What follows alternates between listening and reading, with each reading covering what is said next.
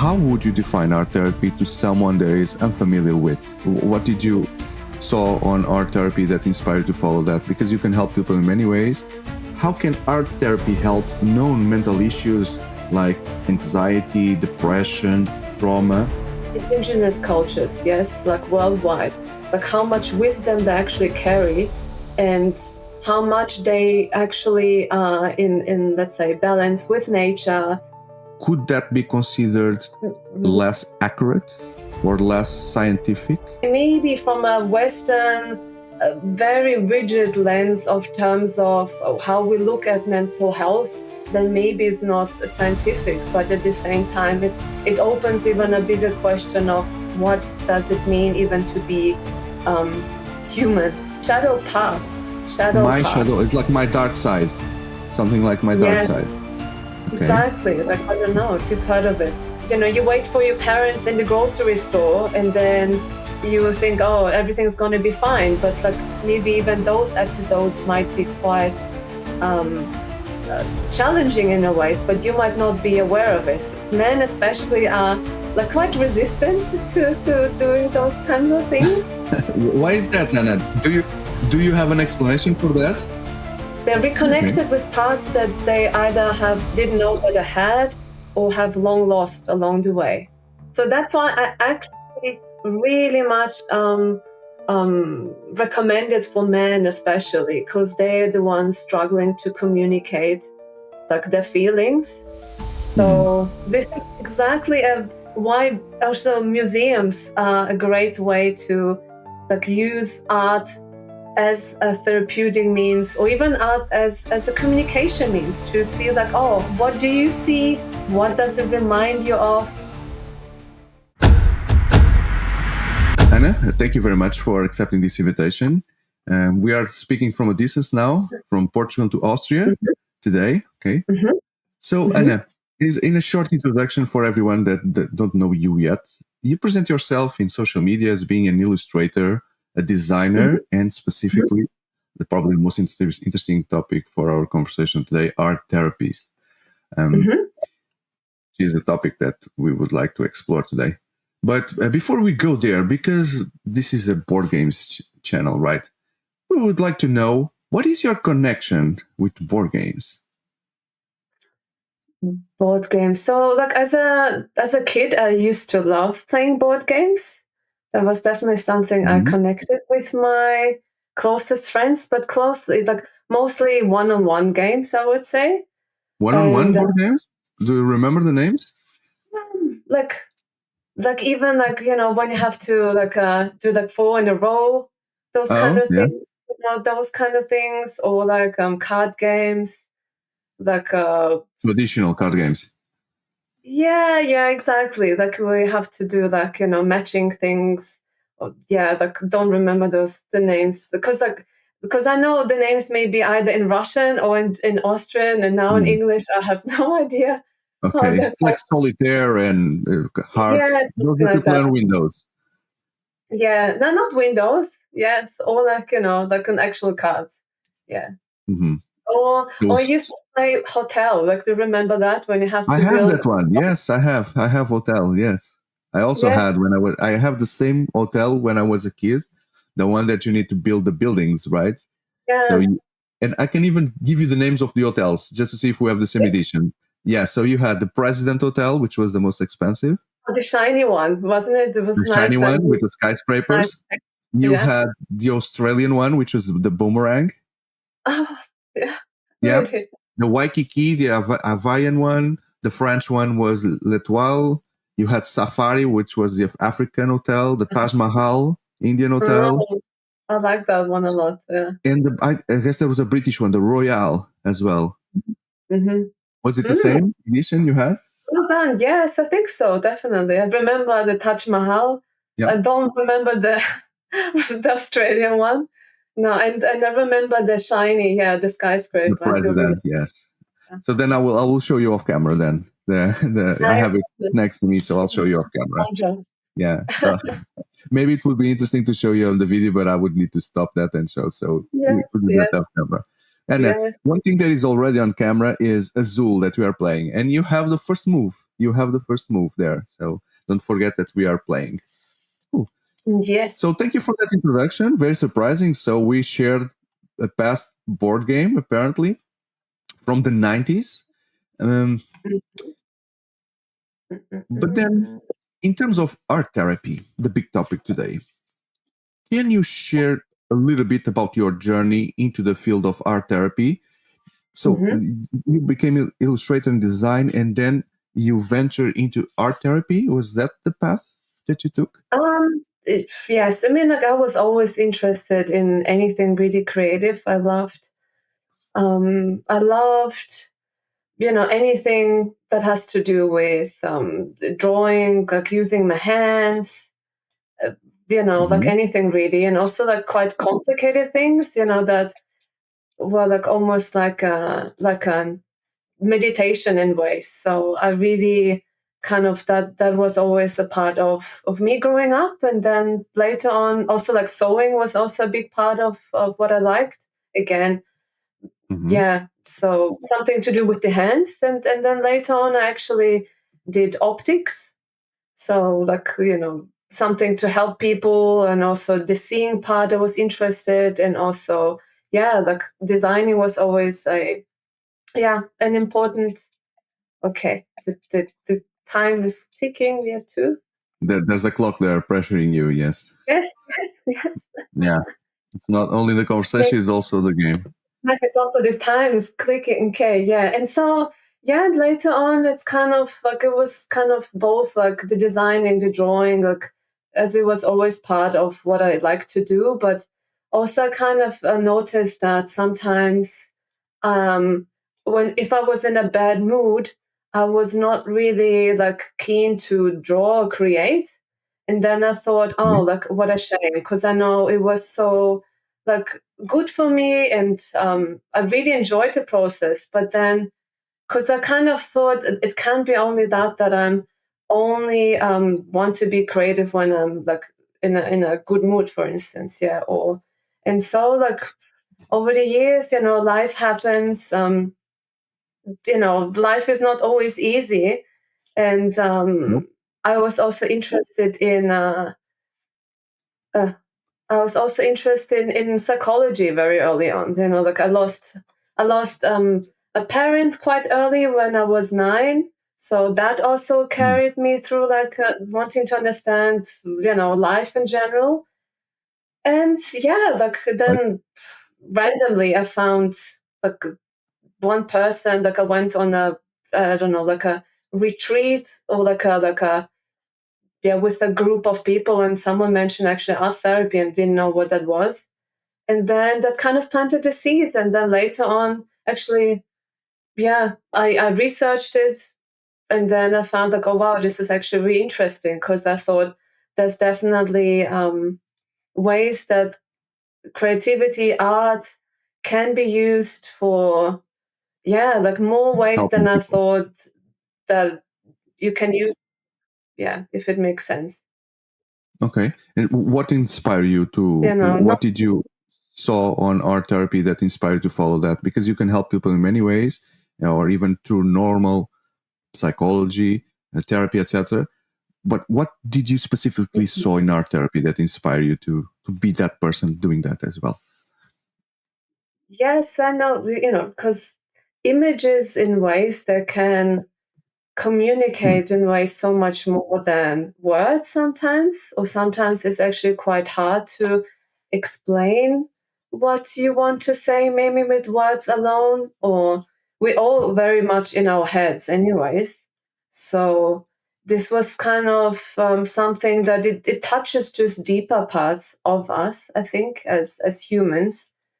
And also by doing it, it's not only one. Oh, okay, one. I want to put it. Yeah. Sorry. Yeah. So we are watching your internal struggle in speaking and in picking the right tile. Yeah. Yes, and Sorry, that's why the mumbling starts to happen as well. Yeah, yes, you so were also mumbling like about. is And just like it's not your turn. Okay, it's your turn. Okay, and just even the creation itself, it's grounding. You have something in your hands, and also the power of generally creating something out of nothing. I always knew this is quite powerful, but also implying it to, let's say, struggles like mental, physical, emotional, or spiritual. Like, how can you actually use that metaphorical sense of creating something with your hands, but also applying the creation of something bigger than just like an artworks, but something like how do you actually want to create your life? And so there are definite parallels of everyone is creative in ways, like even though people might say like, oh, I have no artistic skills whatsoever, but really everyone is creative, because the way you even arrange your table, how you cook a meal, like how you bake, how you even clean your house, it's so innate. And there's so much potential to unlock by being like unlocking the force of creation. So instead, not limited to artists only, what people think. And so Could be anything. it could be anything, yeah. And so that's why art and therapy, yeah. I think it's a perfect moment it's a perfect moment then on our conversation for us to clarify what is exactly art therapy. So how would you define art therapy to someone that is unfamiliar with?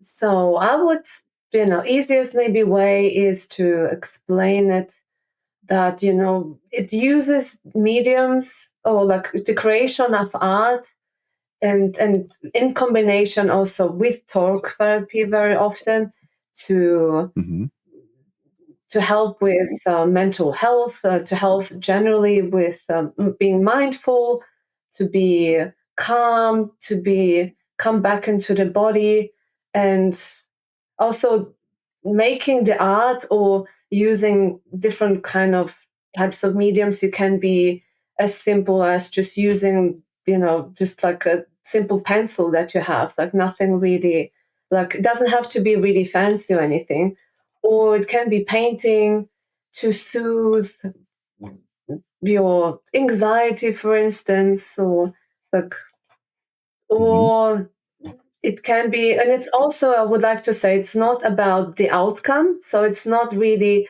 oh, is what I've created, is it beautiful? Is it pleasing to the eye? Is it something I want to hang up on the wall? No, not really. It's something quite personal, and it's about the process.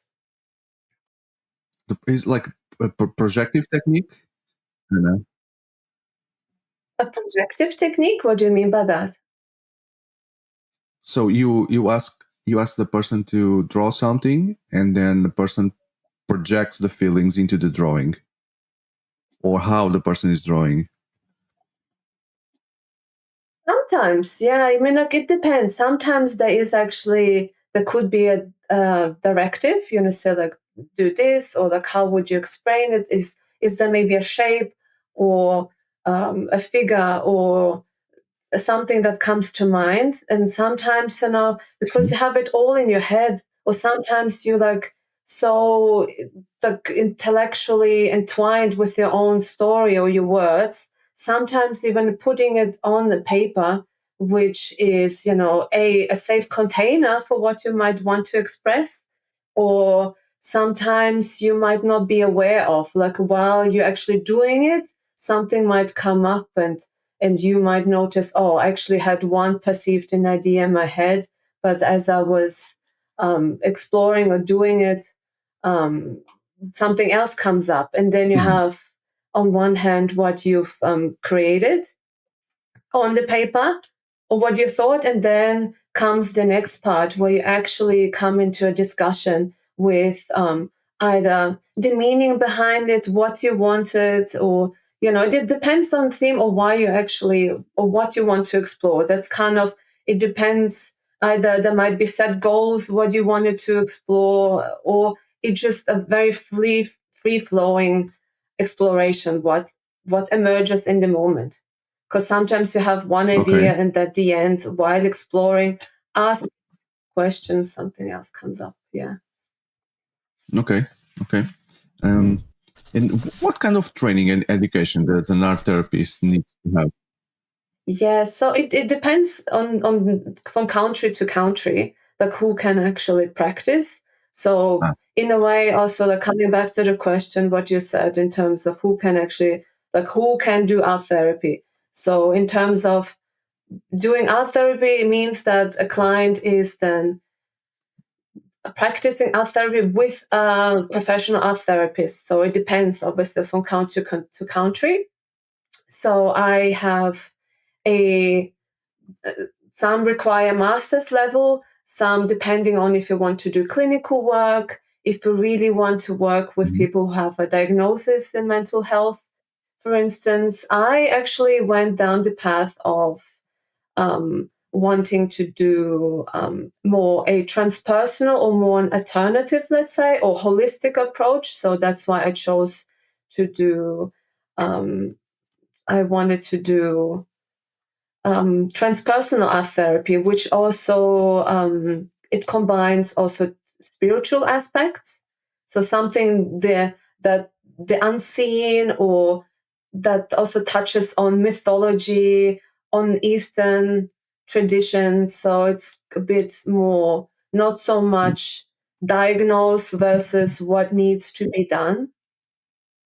You must choose a tile. Sorry, I need to focus. Yeah, you need to choose. On the game here too. You need to place that blue one that you chose. Okay. I guess you can only place it on the middle row. Yes. Okay, fine. For you.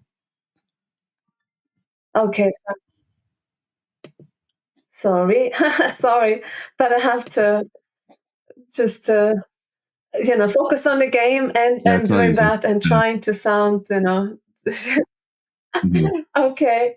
And I need to do the same thing, thinking about the questions that to ask you the questions. So you were saying that, if I understood correctly, Anna, there are several types of art therapy, right? And then you chose an approach that is not super focused on the clinical context, working with people that have what could be said a serious issue, but more on an holistic approach. You also said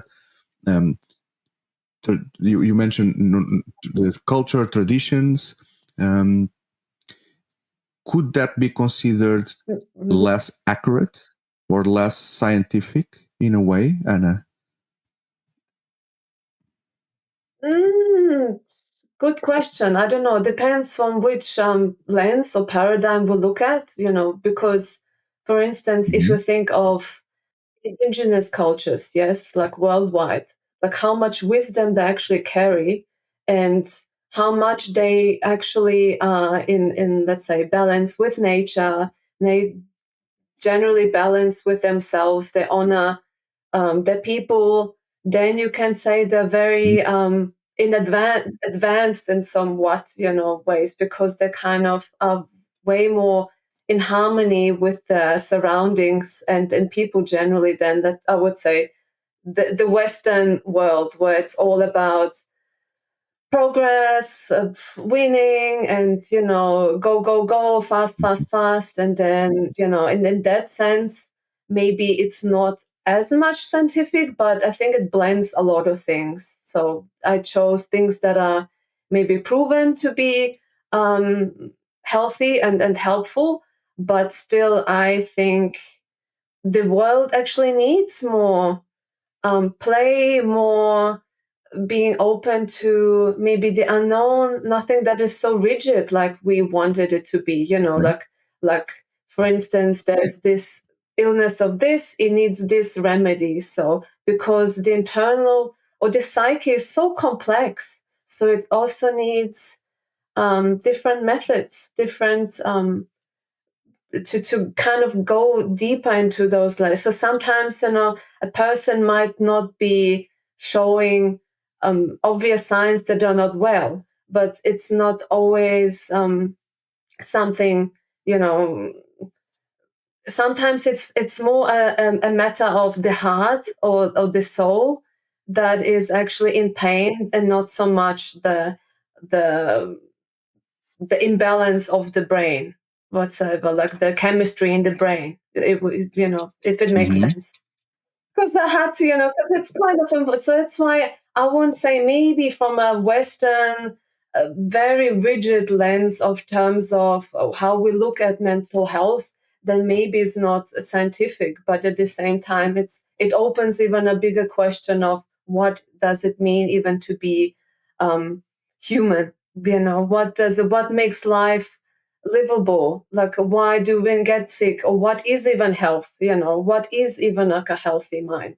So that's why art opens up the room to explore those topics and go deeper without it being so, okay, I'm unwell, so I need to do XYZ, and then I will be fine, and then I can re-enter society, and it's all gonna be fine, and I'm gonna be a like a person that society wants me to be, and I'm back on track like with everyone else. So, and art can, I guess, a bit disrupt that a bit in exploring like topics or even wishes that you might not be aware of that you even had. So I was hearing your explanation about the perspective of who is wrong, who is right in terms of society, health, etc. And I was hearing probably your perspective of life, right? And there may be many others. But I was thinking, does art therapy work the way you see it on people that are skeptic about the same purpose of life that you see? Meaning that if I'm a person that I'm focused on winning, as you said, earning money, corporate life, etc., and you come to me and talk me about this work with the Indians, etc., would art therapy work in a person like that, or the person will be surprised if he tries? In other words, do you need to believe in it to work? no, not really. I mean, you No. have to believe. I mean, believing, not, I mean, it really depends also, like, why even there, there are very simple practices, for instance, to do, and just to unlock someone's way of playing, let's say, because sometimes Okay. you might be even, be so in touch. Yes. Okay. You might be so lost with your,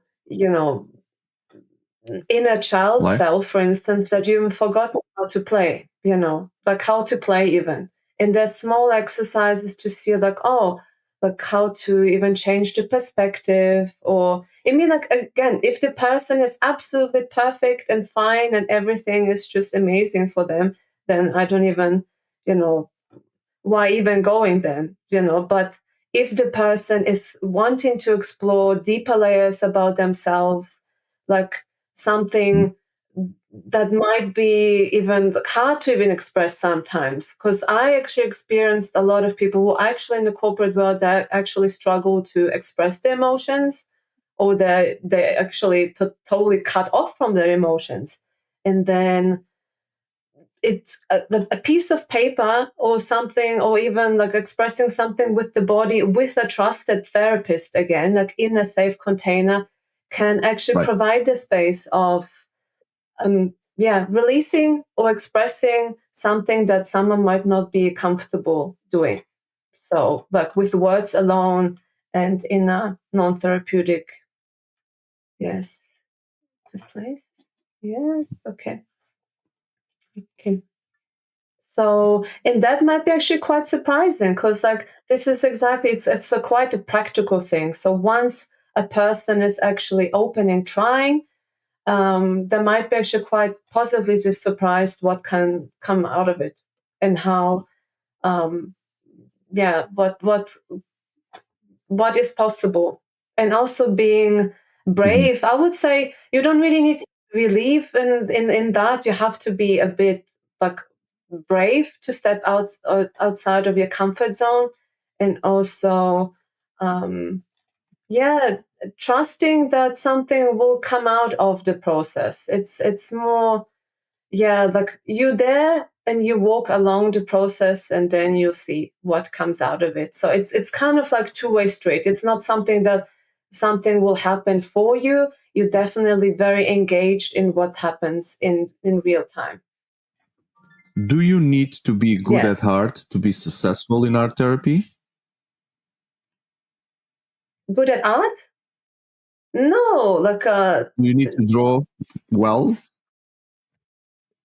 not at all, not at all. But it helps to know the mediums well, like in order to offer art therapy, I would say, because like for instance, water paint or watercolor or colored pencils feel very differently, or ripping out paper feels again quite differently. So that's maybe what you need. But other than that, empathy is important.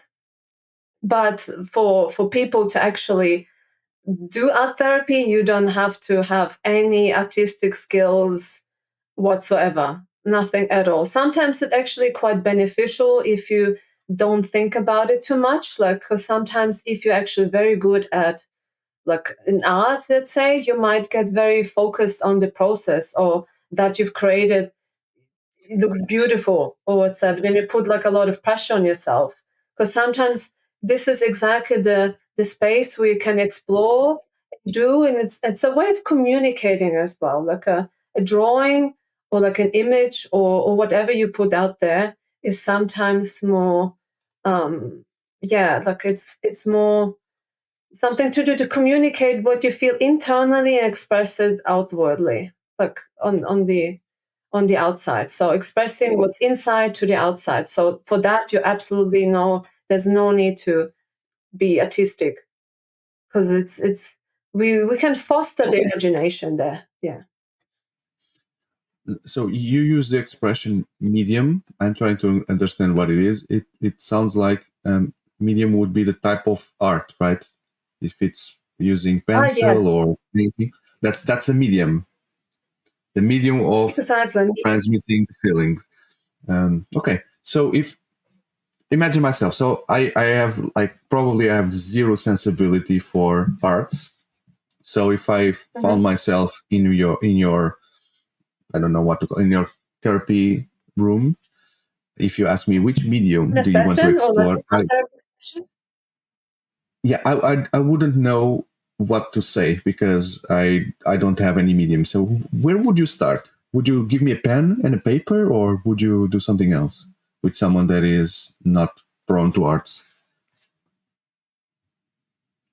Oh, well, depends, again, like if you just want to explore, for instance, and you haven't done anything like for a long time, or maybe it's been like ages that you even like held a like did anything like creatively related, then I would probably even suggest that you even use your non-dominant hand, for instance, like Okay. and then maybe just we can put on music if you want, and then just even closing the eyes, and then just let the paper, the pencil move, and the hand with the pencil move along the page, for instance. That can be a very simple, even though it sounds like very like simple and maybe not even quite, like you would think of why should I, but sometimes you might notice through the process, again, this is how it might feel. It might be quite different. It might be quite a different sensation for you. Like this is what we then would explore, like how it feels specifically to you after the process. And so, okay, and then so again, and then you might be surprised that, for instance, this is just a hypothetical like idea that it might be that you would feel like, oh, I did notice that I'm like more relaxed, or like, oh, I didn't even notice that I'm so like tense. And then that is also part of art therapy. So it's kind of putting something, using your whole body putting something out there. So it's not necessary that it has to be something representational from the start. Or it can be also something while we explore and talk about something, or if you had like something that is on your mind, and then I might actually ask, like, is there something, if you think of something, if you have an image of your head of that scene, or even maybe like another great example would be, we all have the inner critic, right? Like someone that tells us this is not great, we could be so much better at this or that, right? And sometimes Right. it's also helpful to give an representation of that voice. And that can also, we can explore that, we can draw it out, like what colors does it speak, and then go from there. So it depends with what you want to explore, but it can be also very playful. It can be very playful, and it's connecting us, to a playful side of us, and that can also change things up in our life and be, okay, this is like got a problem. Wait a second. Yeah. Now I have Maybe to. it's better for you to pick the other one because it needs to go to negative. No, if you pick the blue, you can fit the blue. Yes, I put it somewhere else. So now you screw me. Okay, now sorry, you screw me because I don't have place to put the reds. So they need to go to negatives. And by the way, we are 35-32. So we are very close in terms of scores. And I've triggered the end game. And so let's see what happens in the end of this first game. And then we can resume our conversation. So yeah, the end of the game will be triggered now. And let's see. So 5 there. So you see the secret is try to put the tiles together to score the maximum possible. But anyway, let's see if the final score reflects that strategy. Well, 56-46, not bad for a first time. And a 46, not bad, not bad. So you were really giving everything there. We saw you murmuring and commenting the pieces. So we still have what to cover. Would you accept a rematch, Anna? Yes, please. Yes. Okay. My pleasure. So you should have a rematch invitation on your side as well that you need to accept, and then we continue. While you accept that, so I was hearing your last explanation when you said that maybe for some people you don't actually go into complex design and art, but you rather talk a little bit about feelings and what the person sees, what's happening in their life, including, you said, the inner critic, right? And I'm thinking, if I give voice to my inner critic, probably it's a way that you create to go around and see what is worrying the person, but not asking directly that, because the inner critic would be the problems that I see myself and I'm trying to solve, right? If I voice them out in a third person, that's my inner critic. Basically, what the person is saying is that you need to be better at this, you need to be better at that. Is that what you try to do with the inner critic? Sometimes, obvious, or very often the natural inclination will be like, oh, I don't even want to have that inner critic. Like, it's just like making my life just horrible, right? But sometimes even like parts that we don't want to necessarily like accept in us, they can be actually quite helpful in a way, or they can be allies of us. So I don't know if you've heard the term like the shadow or the shadow parts. I think like in board games, there's a lot actually, like a lot of like dark creatures. They're sometimes bad, or even like in play, there's actually a great opportunity to play those dark characters that we maybe not in real life don't even want to be or accept that we have also those parts. And so there's also like a parallel that, when you maybe you kind of don't even want to see or accept or believe that this darker, unwanted parts, like the inner critic, might be actually like wanting to communicate something different than you intellectually or really logically want to or hear or understand it, but from the first impression. But with exploration, again, maybe even having a conversation with it, like on paper, journaling about it, that can also reveal very interesting things. It might be something from, an episode from childhood. It might be something revealing your deepest wishes. It might not always something that you want to necessarily cure or, get rid of. It's not always so black and white. You So call if it that makes shadow sense. part or shadow path? Shadow part. My shadow, it's like my dark side. Something like my dark Yes, side. Okay. exactly. Like, I don't know if you've heard of it. So this is part of, or like the Swiss psychiatrist, like Carl Jung, termed, he talked about the unconscious, the collective unconscious, the shadow parts of us. And he actually used a lot of, like, I won't say that he really said that he used art therapy, but also through for his own healing, he drew a lot of mandalas. Like after the friendship with Freud, because he actually Was a studied with student. Freud.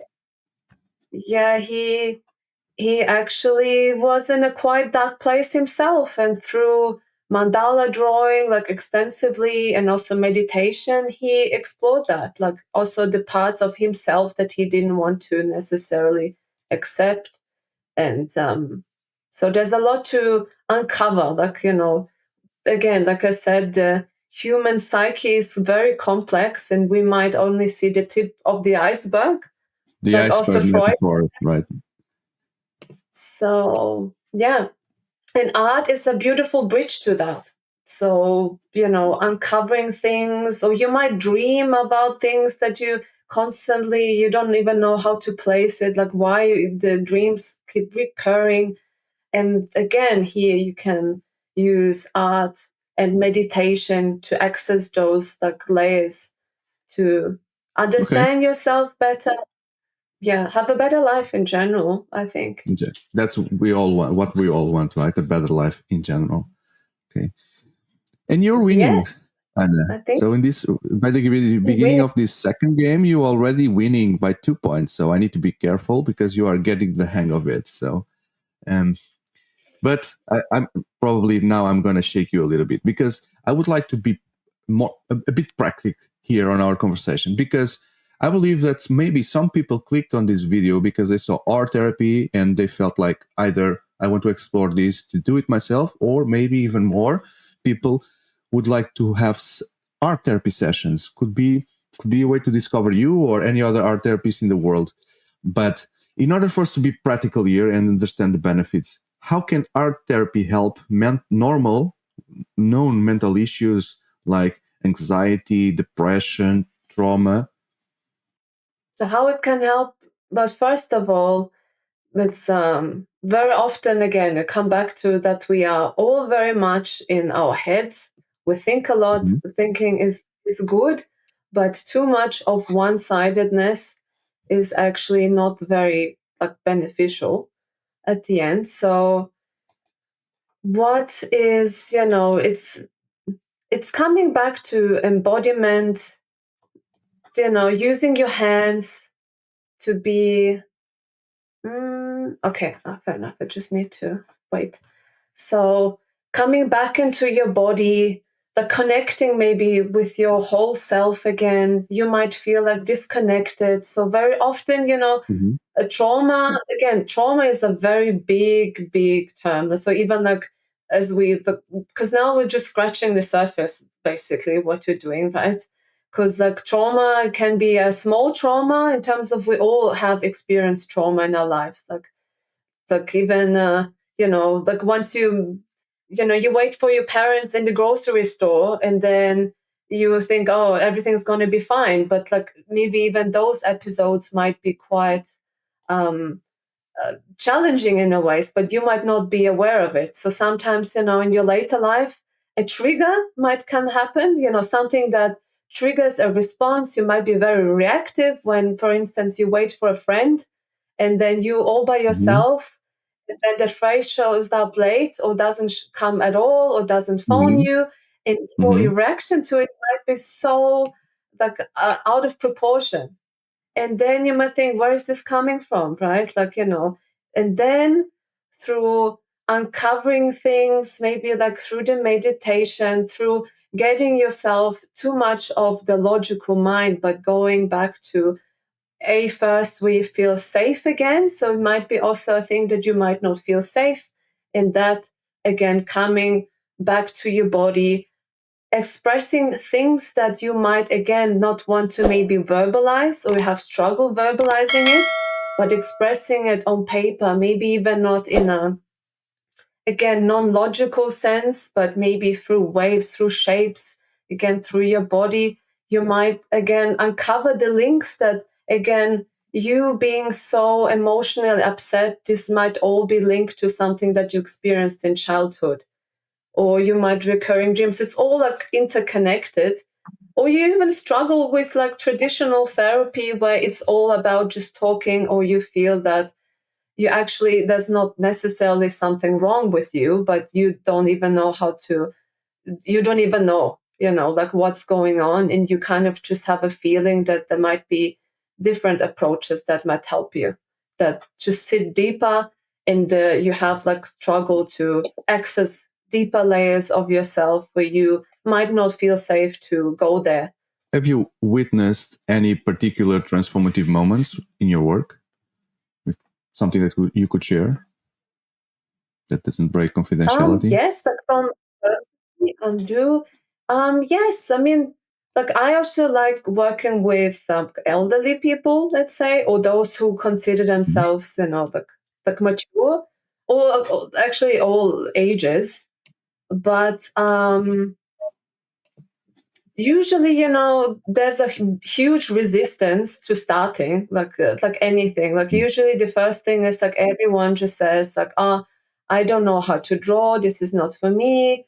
Or even with men generally, men especially are quite resistant to doing those kinds of things. Why is that, Anna? Do you have an explanation for that? Yes, I mean it's in a way it makes very much sense, because men are used to, they've been raised to be strong. They've been raised to be quite. They should be knowing what they're doing. They should be not soft. They should be always being the leader in ways, no weakness allowed. So this all been maybe not brainwashed into it, but for generations there was no space to be vulnerable and expressing. So that's why there's a huge resistance to looking silly, feeling silly, many things. So okay, now I have to. And I imagine if you ask a man to draw something with your left hand in a paper, the first reaction would be, what? Yeah, I mean, usually I won't do it, oh no. But then it's about also first, but first it's important to also establish a connection with the person, because no one wants to do something that they don't really want to do, right? That this is then not really helpful for anyone. But so first it's about gaining a sort of trust with that, and also doing art therapy actually in a group setting can be very, very good, because the group as itself can carry the ones that don't want to try, and usually you only need one man, let's say one brave man, to be okay, I do it, and the others might follow anyway. Yeah, and then they'll be oh, you can sense a sense of relief. Oh my gosh, it's actually not that bad, It's okay, let's do. Okay. I'm not sure if that was a great move, but anyhow, okay. Yes, because I just remembered Trying myself to. like being in a situation with man, and then the resistance you feel in the rooms, like, nah, I don't want this, like, oh, my hands hurt, or like silly excuses come up. It's like the defense mechanism starts to, and then, but once also create together with them, then it's kind of, you see, there's no harm, there's just play, there's no serious consequence, and then there's this beautiful part at the end where they see like, oh, I've missed this part, like it's nice to share, it's nice to, oh, I didn't even know I had this in me, those kinds of things appear, and it's quite Mhm. beautiful to witness when um, they're Okay. reconnected with parts that they either didn't know that they had, or have long lost along the way. Like very often, our the inner Mm-hmm. child self parts Mm-hmm. usually get locked in somewhere as we grow older. Mm-hmm. Okay. Okay, I do Um, this. It's not going too well for me. let's see how it rolls out. Okay. Then. So that's why I actually really much recommend it for men, especially because they're the ones struggling to communicate like their feelings, and or Mm-hmm. even connecting that to feeling. Then, because it's usually like, oh, like also that part maybe invites you to connect with your more softer, maybe more feminine side, and that can be, yeah, very beneficial for men in general, for the world in general, where we both can integrate more of the feminine and masculine side in both of us. So, and I think art therapy is also very, very good for that. And yeah, I've seen it myself. So yes, and I would love for people to experience it themselves. Therapy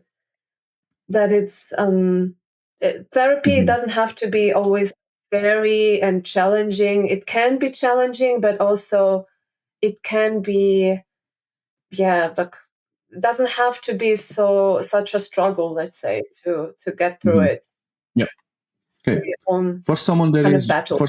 watching, Anna, and would like to Yeah, reach out to you, is it possible to do art therapy in a distance using Zoom or any other platform, video call platform?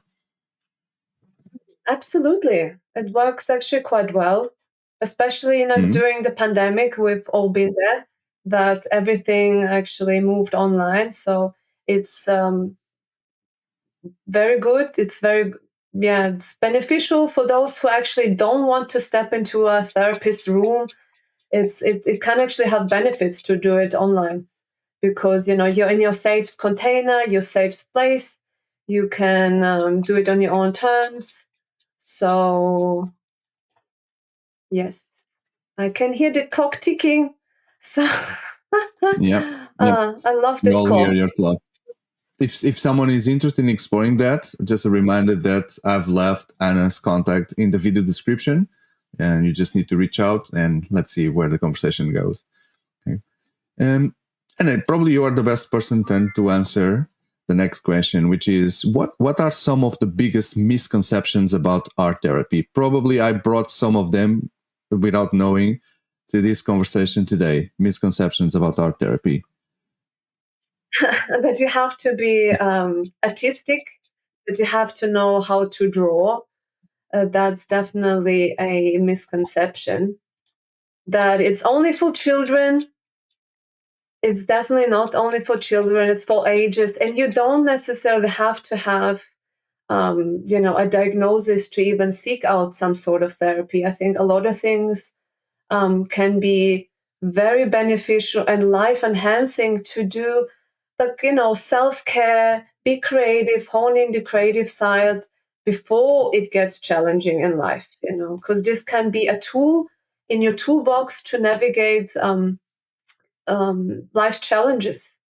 So it's not just for those who struggle with a diagnosis or whatsoever, not at all. So um, And other than that,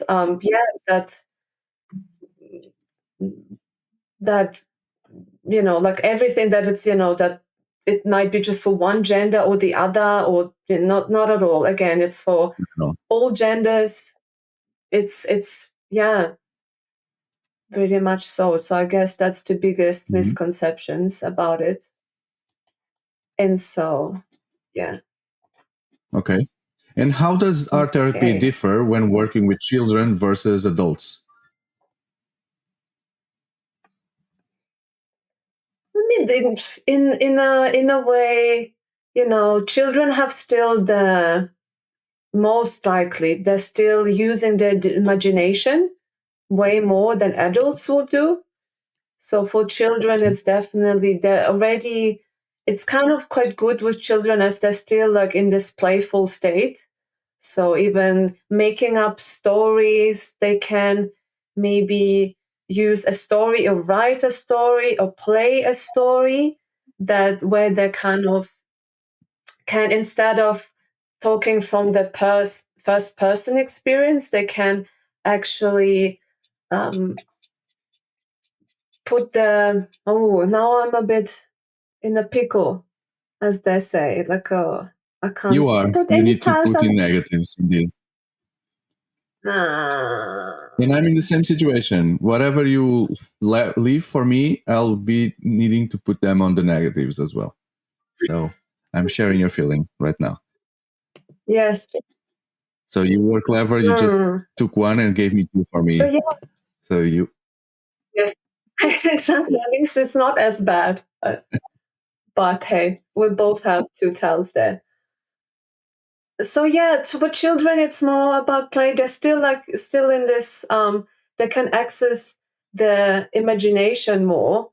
So it's for them easier to embrace their playful side. To let's say that's expressed again emotions, for instance, or connected to lines, or they usually not as restricted as adults will be. And with adults, it's more even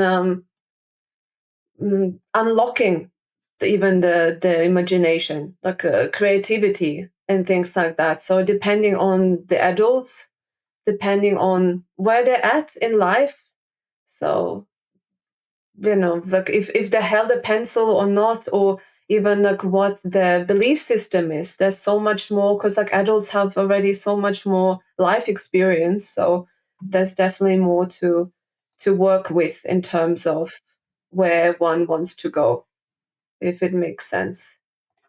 So, but okay, yes, and children usually want to have more fun, so it's definitely important to to keep it more playful and using, I guess, different language. Yeah, that's maybe different things. And then children are not as, they're not scared of using color as much as most adults are.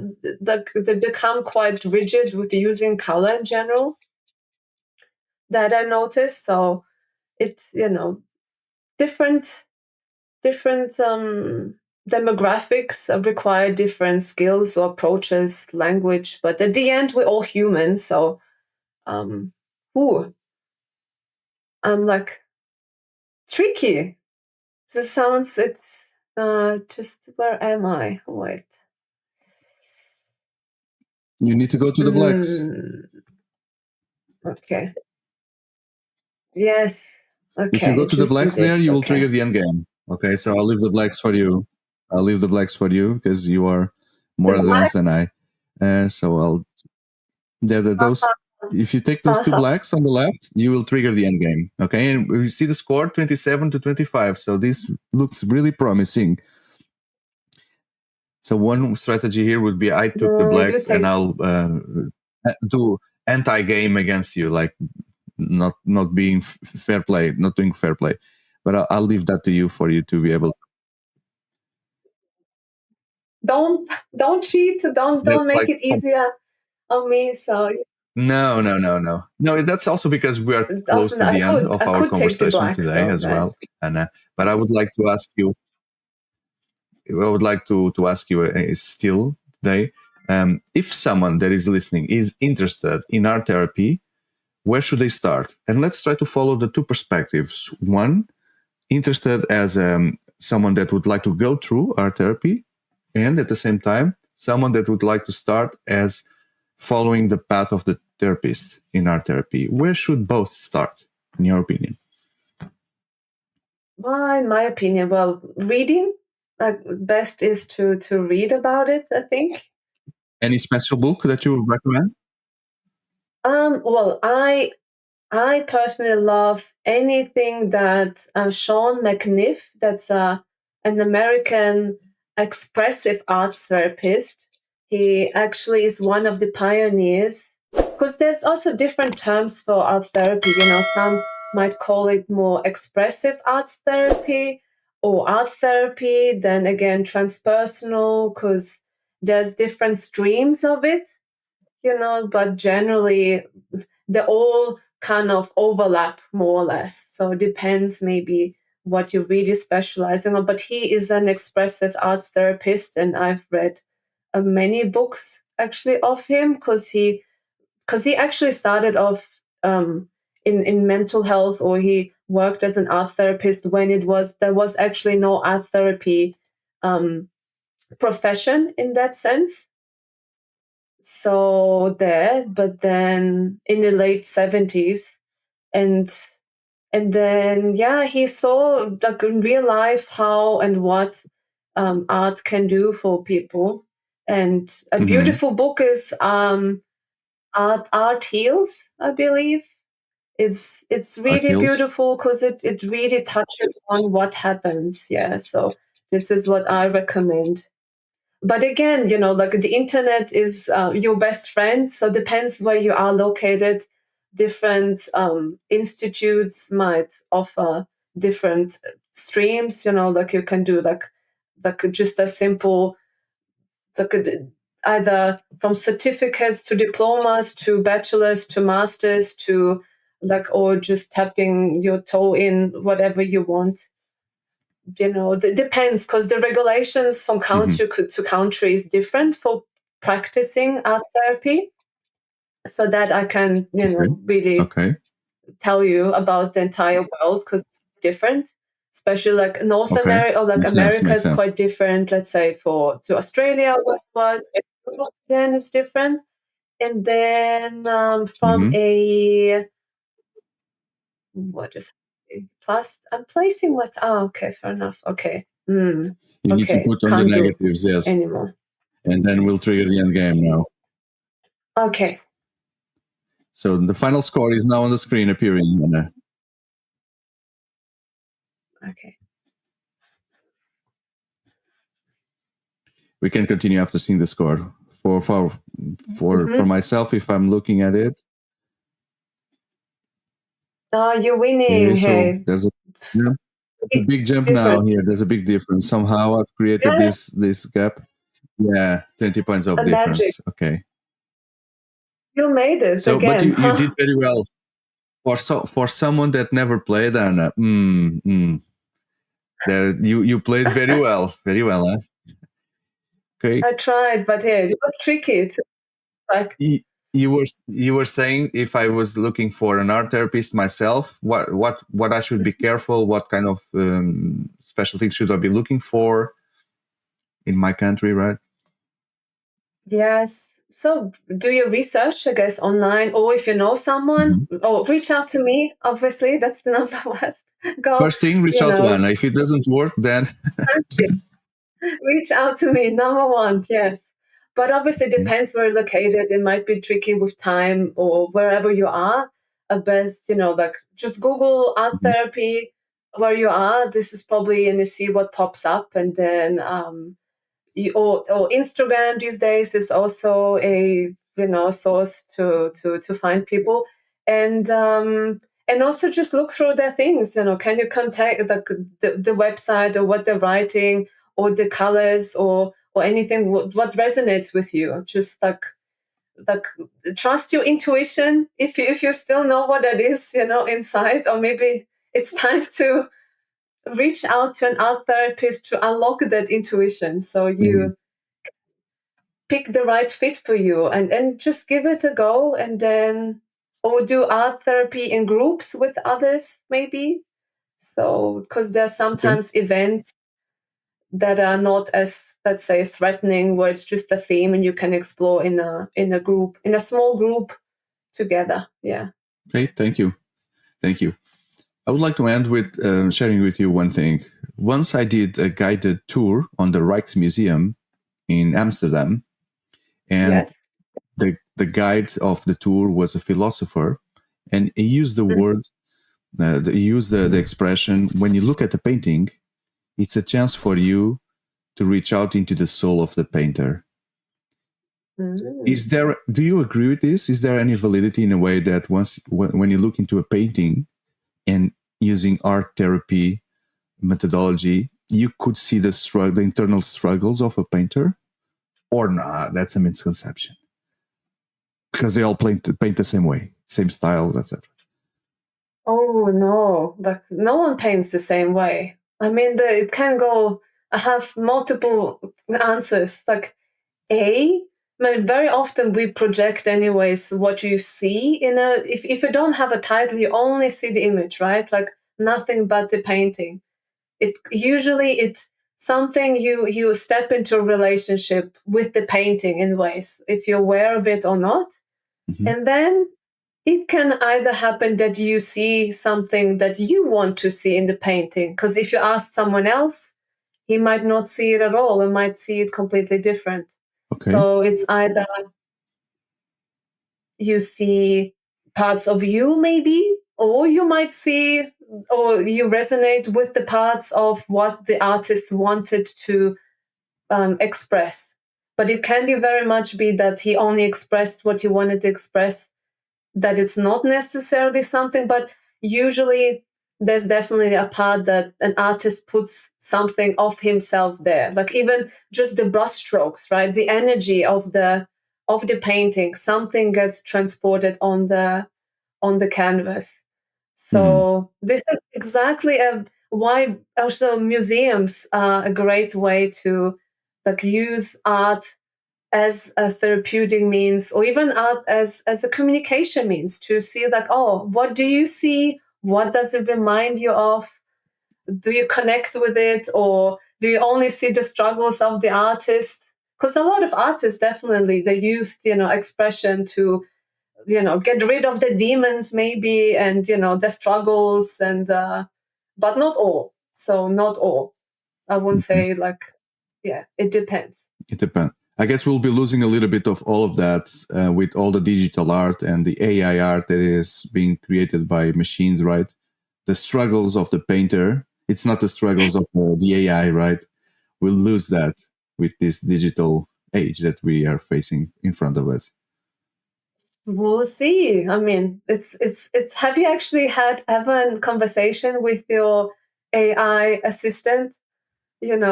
When they say, sorry, I don't have feelings, but I can, I can tell you this and this and that. So I don't know, maybe at some point it will tell you, oh, I had such a tricky day. I had to fulfill all these prompts of all those people, and I'm feeling tired. And then I might ask, like, oh, how would you express it in your own terms, not with words, but with colors? How would that look like? Okay. And then I don't know. That starts sounding like an AI girlfriend, right? When you have someone to discuss your problems. AI therapist. That could be an interesting conversation for another talk, right? How AI is going to replace therapies.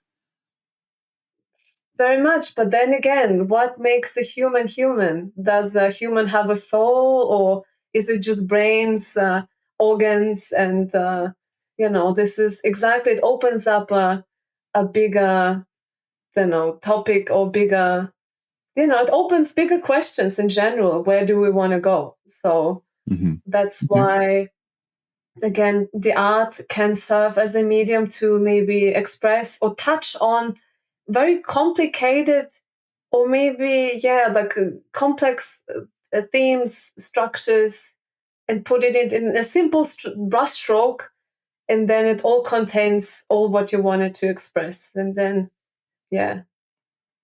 So Okay. if it makes sense.